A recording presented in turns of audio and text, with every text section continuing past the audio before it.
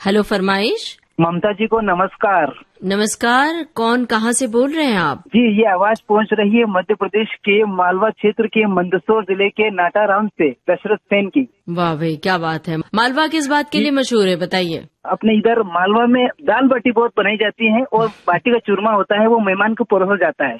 वाह भाई, और भी किसी बात के लिए मशहूर है ना? जी बिल्कुल है ना। और मालवा में एक उज्जैन शहर है जहाँ पर महाकालेश्वर जी का स्थान है और मंदसौर में पशुपतिनाथ जी का स्थान है जो अष्टमुखी है। जी जी। और काफी दूर दूर से लोग भी आते हैं, जिसका प्रसारण विविध भारती के जरिए एफएम के जरिए लोगों पर पहुंच रहा है। और आजकल तो मोबाइल ऐप हो चुका है, तो घर घर तक, खेत खेत तक इसका प्रसारण पहुंच रहा है साफ क्वालिटी के साथ। जी जी, तो अब बताइए क्या काम काज है दशरथ जी आपका? जी, मैं सैलून का काम करता हूँ। हेयर सैलून की दुकान है नाटाराम में। और हम भी सुनते हैं और जो ग्राहक बंधु आते हैं उनको भी हम इस कार्यक्रम के लिए प्रेरित करते हैं कि भैया आप भी इसको सुना करिए, क्योंकि यहाँ पर मनोरंजन के साथ ज्ञान भी बांटा जाता है।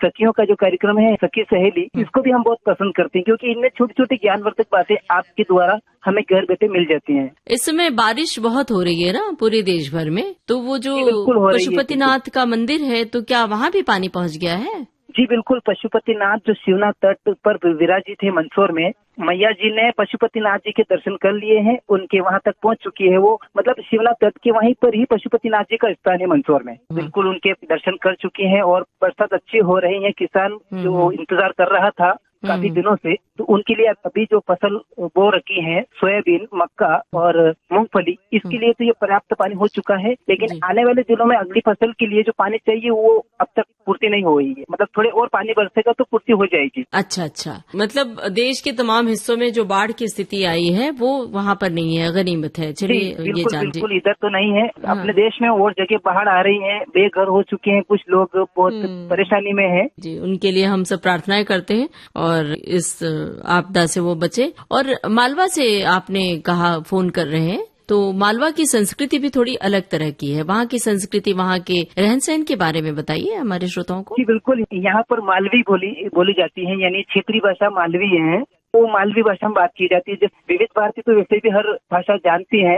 और वहाँ के जो लोग हैं, जैसे एक ममता सिंह जी जिनसे हमारी बात हो रही है, वो वैसे भी सभी तरफ घूमी हुई है और सभी को माहौल में ढले भी है। लेकिन हमारे यहाँ की जो भाषा बोली जाती है, जैसे कि हम आपसे कुछ शब्द कहें, हमें गाना सुनना है, तो हम ये कहेंगे कि ममता जी हमें ये गाना सुना दो ना, या ममता जी हमें ये गाना सुनने के लिए प्रेरित हैं हम, हमारे छोटे बच्चे भी हैं घर में, ये गाना होना ही दो साहब ने। हाँ, ये मालवी है। तो जरा मालवी लोकगीत कोई याद है तो सुनाइए हमारे श्रोताओं को। जी, एक प्रहलाद टिप्पानिया विदिशा जिले में है, वो मालवी लोकगीत गाते हैं। लेकिन उनका छोटा सा एक गीत बहुत मशहूर हुआ था। टिप्पानिया जी की आवाज में बहुत सारे मालवी लोकगीत विविध भारती के संग्रहालय में संग्रहित हैं। जी बिल्कुल। एक उन्होंने से एक आपके संग्रहालय में से और हमारी आवाज में एक छोटा सा भजन है, छोटा सा एक मुखड़ा सुनाना चाहेंगे। जरा हल्के गाड़ी हाको मेरे राम गाड़ी हाको, वो जरा हल्के गाड़ी हाको मेरे राम गाड़ी हाको। ये इस तरह का उन्होंने बहुत सारे कबीर भजन गाए हैं। जी, बहुत अच्छी संस्कृति मध्य प्रदेश की है और आप भी जानते हैं बहुत अच्छा है। और गांव की भाषा में हम बात करते हैं, कभी कभी बातों बातों में विविध भारती का जिक्र होता है, तो कहते हैं हो। ये हो शब्द बुंदेलखंड में है। ये हम भी जानते हैं।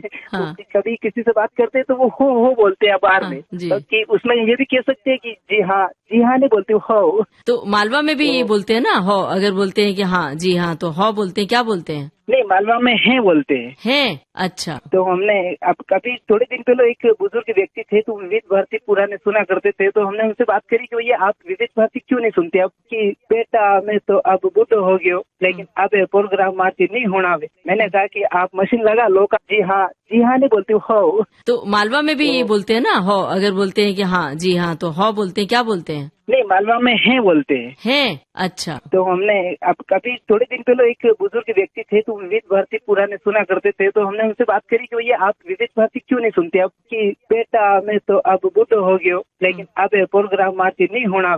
मैंने कहा कि आप मशीन लगा लो कान में, विविध भारती का प्रसारण मैं आपके कानों में लगा दूंगा।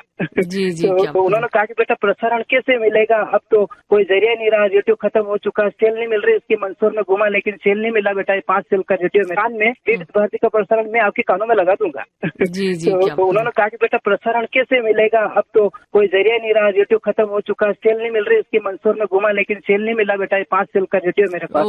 तो फिर हमने कहा कि उनके कानों में धीरे से गाँव की भाषा में बात करी, आप घबराओ मत, मेरे पास सेल भी है, करंट भी है, तार भी है, आपको डायरेक्ट मैं विविध भारती के स्टूडियो में लेके जाऊंगा। ठीक कैसे बेटा? कि मेरे पास एक जरिया है, मोबाइल ऐप। उन्होंने बोला कि बेटा मोबाइल तो है लेकिन मोबाइल चलाना याद नहीं है। मैंने कहा कि एक ऐप मिल रहा है, ऐप के जरिए आपके घर की दीवार पर लगा देंगे, आप बैठे बैठे पलंग पर सोए हुए विविध भारती के संग्रहालय से पुराने गीत निकल के आते हैं, सुना करिएगा। कुछ बातों से वो उत्साहित भी हुए और बहुत अच्छा भी लगा। और विविध भारती की कुछ यादें हैं उनको हमने बताई। और जी मैं आपको बताना चाहूंगा कि मेरी शादी भी विविध भारती के जरिए हुई थी। अच्छा, कैसे? कुछ पहले अपने यहाँ से विविध भारती पे सखी सहेली कार्यक्रम जैसे बहुत सालों से प्रसारित हो रहा है। तो मेरी दोस्ती राजस्थान के प्रतापगढ़ जिला में देवत गांव में हुई है। पत्र आपके वहां तक पहुंचते थे, तो हम भी हमारे घर के, तो हम भी हमारे घर से मम्मी के नाम से कार्यक्रम में आपके लिए पत्र भेजते थे। वाह भाई, क्या बात है। मतलब वो चिट्ठी भेजा करती थी और चिट्ठी सुनकर आपको